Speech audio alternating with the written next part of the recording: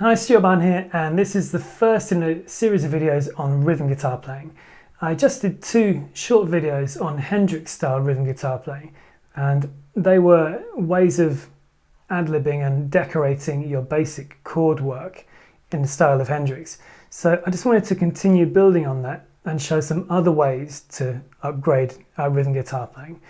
Today's video is going to be about applying bass lines to major chords. Now this is particularly important for when you're playing a situation with no bass player. So for example, if you're in a duo, maybe you're accompanying a singer, or even just doing a solo gig on your own, it's nice to include bass notes, at least the important ones, when it's playable. Obviously we can go too far in giving ourselves impossible parts. So I'm going to start with a song that I've done many times in different bands. Here are the chords first of all.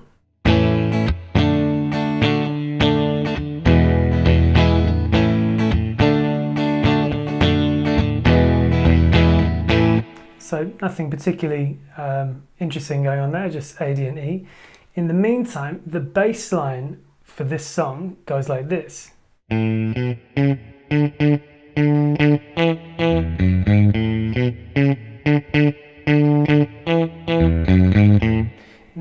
in the absence of a bass player, you're just going to have the A, D and E like I did before.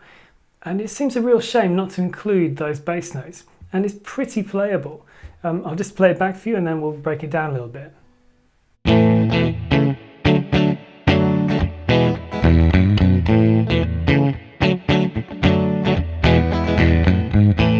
So I'm holding A and the bass goes.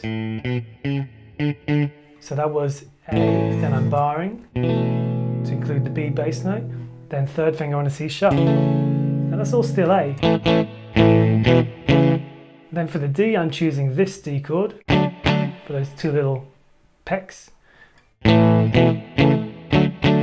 you could go with the open D. I just prefer the sound of this for a bass note to this, which is a bit puny.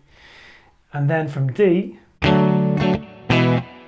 it's D, D, E. And then the bass line would, I think I played it two different ways just then, but anyway, it should be.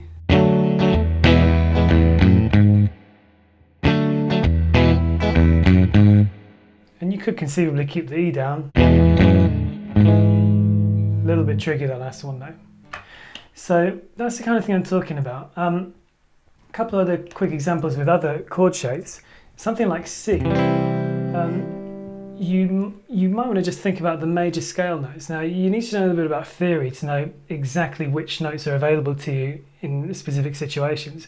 But it's a good idea to at least get going by thinking about the C major scale notes. So here is the C, here's the descending C major scale.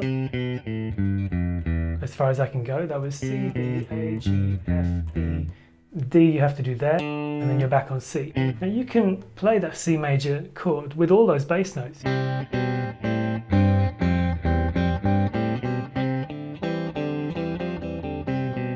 it gives you a lot of potential for decorating that C. So if your tune went, you might want to make it more interesting by going.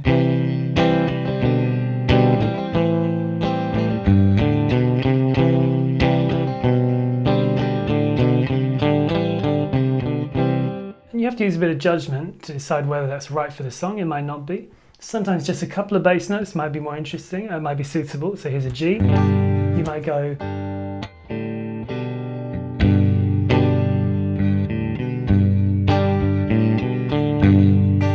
And that's not really drawing too much attention to itself, it's just providing a bit of movement.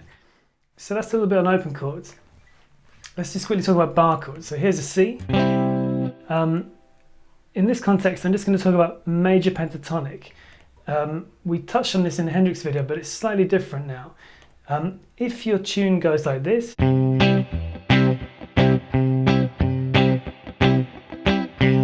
you could easily add a bit of bass to that by just using major pentatonic notes, and I would suggest these. So for this C, it's 3 and 5 on the A string, 3 and 5 on the E string. So I could try things like this.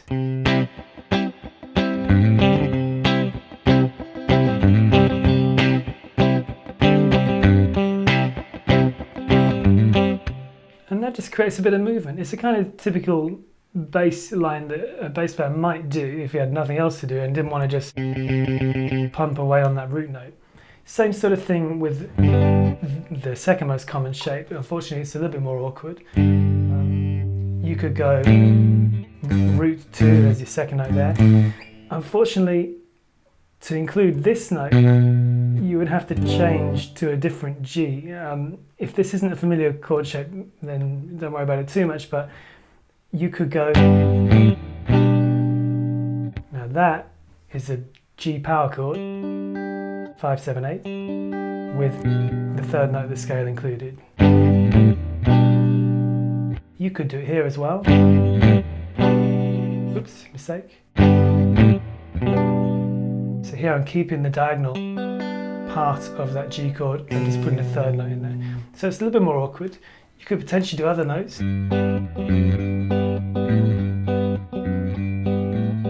And so on. So I hope that's in some way useful. It's pretty limitless, the amount of different ways you could apply a bass line to these chords. But if you start with some of these suggestions and force yourself to get it into your playing, of course put in your practice regime, you should find that these become more familiar and more easily accessible in the moment when you're playing. As usual, I hope you found it helpful. Please give it a thumbs up if you did. See you in the next video.